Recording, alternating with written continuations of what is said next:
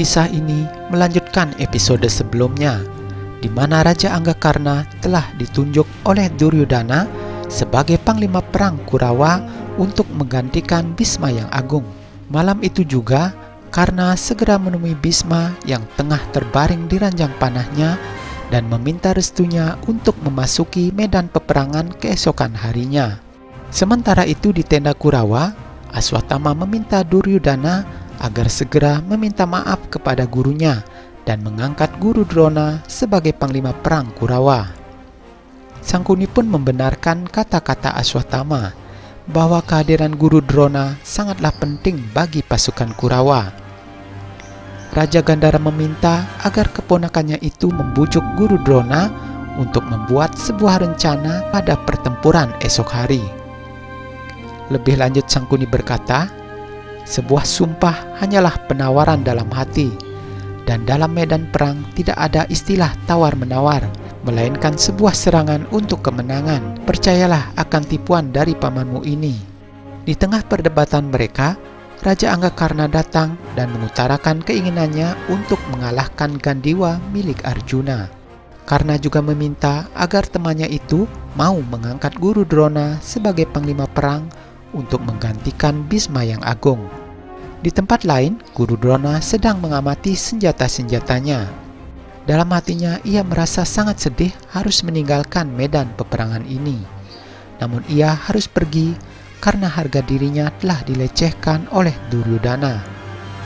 Tak lama berselang, rombongan Sangkuni dan Duryodhana tiba di tempat itu, dan mereka langsung mengutarakan niatnya untuk mengangkat Guru Drona sebagai panglima perang pasukan Kurawa. Namun Guru Drona mengatakan bahwa dirinya tidak akan mengemis meminta jabatan sebagai panglima perang, dan kehormatan seperti itu tidak ia butuhkan saat ini. Raja Anggakarna unjuk bicara dan memohon kepada Guru Drona agar mau memenuhi permintaannya. Karna berkata, di medan pertempuran saat aku memerintahkanmu, itu akan tampak seperti sebuah penghinaan bagiku saja. Aku mohon kepadamu untuk menerima jabatan sebagai panglima ini dengan rela hati. Duryodhana memberi syarat kepada Guru Drona bahwa sebelum ia ditetapkan sebagai panglima, maka Guru Drona haruslah bersumpah bahwa baik Pandawa ataupun para kesatria dari pasukan musuh yang tertangkap olehnya, maka ia tidak akan menjadikan mereka tahanan, melainkan akan membunuh mereka. Ia harus berperang semata-mata hanya untuk membunuh mereka. Guru Drona merasa tersinggung dengan ucapan Duryodhana. Ia menganggap sumpah tersebut sebagai penghinaan baginya. Dirinya menginginkan untuk mundur dari medan pertempuran ini. Namun Aswatthama menuntut dan semakin memojokkan ayahnya tersebut. Aswatthama berkata, "Ini adalah kewajibanmu untuk berperang, ayah. Saat ini aku memihak pada temanku. Jika ayah tidak melindungiku, maka aku pasti akan mati di medan pertempuran nanti." Aswatthama juga mengingatkan akan janji ayahnya dulu di hadapan mendiang ibunya, bahwa ia akan selalu melindungi dan memastikan kesejahteraan hidup anaknya tersebut. Guru Drona meminta pada Aswatthama untuk tidak mengingatkan janji yang telah lama ia ucapkan. Ia memohon kepada anaknya untuk mengizinkan ia pergi dan mendapatkan kebebasannya itu. Aswatthama mengatakan bahwa dirinya akan tetap berperang untuk membela Kurawa, dan ketika besok Arjuna, murid kesayangan ayahnya itu berhasil membunuh dirinya, maka ayahnya itu boleh berbangga dengan pengetahuannya tersebut. Aswatthama meminta kepada Duryodhana dan Karna agar membiarkan dirinya yang pertama kali untuk menghadapi Arjuna dalam pertempuran esok hari. Guru Drona sangat kecewa mendengar ucapan Aswatthama. Ia pun mengutuk perbuatan anaknya tersebut. Guru Drona lalu bersumpah bahwa ia akan ikut berperang di medan pertempuran hanya untuk membunuh lawan-lawannya. Ia akan hadir dengan haus darah dan tujuannya hanyalah membunuh para Pandawa. Duryodhana mendekati gurunya dan berkata, "Hanya dengan bersumpah saja tidak menjamin kematian Pandawa. Kita harus memiliki sebuah rencana untuk mencari kelemahan Arjuna dan juga mencari cara mengalahkan para Pandawa itu. Katakanlah rencanamu, Guru Drona. Kau tadi telah bersumpah untuk membunuh para Pandawa." Guru Drona pun berkata, "Kita tidak perlu strategi, melainkan sebuah doa pangeran selama masih ada kekuatan di tubuhnya dan senjata di tangannya, sangat sulit untuk membunuhnya, dan kekuatan mereka ada pada Arjuna.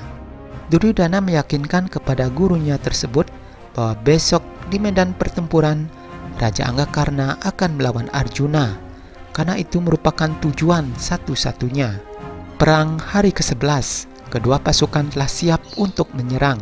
Basudewa mengingatkan kepada Arjuna tentang senjata dewa milik Raja Anggakarna. Bima mengatakan bahwa hari ini hanya ada satu tujuan, yaitu menahan Raja Anggakarna. Dan mulai hari ini, Bima akan memenuhi sumpahnya dengan membunuh satu persatu anak-anak Dhritarashtra, karena kakeknya Bhisma sudah tidak dapat lagi untuk melindungi mereka. Basudewa Krishna sangat senang mendengar semangat tempur yang dimiliki oleh Bima. Sementara itu di Hastinapura, Ratu Gandhari terus-menerus berada di dekat perapian lilin anak-anaknya. Ia sangat khawatir karena angin bertiup sangat kencang dan memastikan agar semua pintu ditutup sehingga lilin-lilin tersebut tidak mudah padam. Dhritarashtra yang tertunduk lesu di singgasananya diberitahukan oleh Sanjaya bahwa tanggung jawab untuk melindungi anak-anaknya kali ini ada di tangan Guru Drona. Raja Dhritarashtra merasa sedikit terhibur karena Raja Anggakarna kali ini telah ikut terjun dalam medan pertempuran. Di medan perang Kurukshetra, Karna segera memasuki medan perang dengan keretanya. Ia meminta kusirnya untuk berhenti sejenak. Kemudian ia turun dan mengambil tanah Kurukshetra serta mengoleskan di dahinya. Trompet kerang pun ditiup bersamaan, suaranya menggema memenuhi langit Kurukshetra. Para kesatria di masing-masing pihak sudah bersiap-siap untuk saling menyerang. Komando penyerangan pun diteriakkan dan kedua pasukan merangsek maju untuk menumbangkan lawan-lawannya. Raja Anggakarna langsung maju dan mengarahkan keretanya menuju kereta Arjuna. Putra Pandu Arjuna meminta Basudewa untuk segera menghampiri Raja Anggakarna untuk menyambutnya. Kini, kedua kesatria pemanah hebat telah bertemu di medan tempur dan siap untuk beradu kesaktian mereka. Arjuna menawarkan untuk bermain-main dulu dengan panah gadanya. Karna pun menyetujuinya dan keduanya saling berbalas serangan. Keduanya juga saling mengejek untuk menjatuhkan mental lawannya. Perdebatan mereka pun semakin memanas karena mengancam untuk mematahkan busur gandewa milik Arjuna sebelum ia membunuh putra Pandu tersebut. Namun Arjuna meladeni ancaman itu dengan tenang dan mempersilahkan Raja Anggakarna untuk segera menyerang dirinya. Nah, siapakah yang lebih unggul di antara mereka berdua? Nantikan kisahnya dalam episode selanjutnya.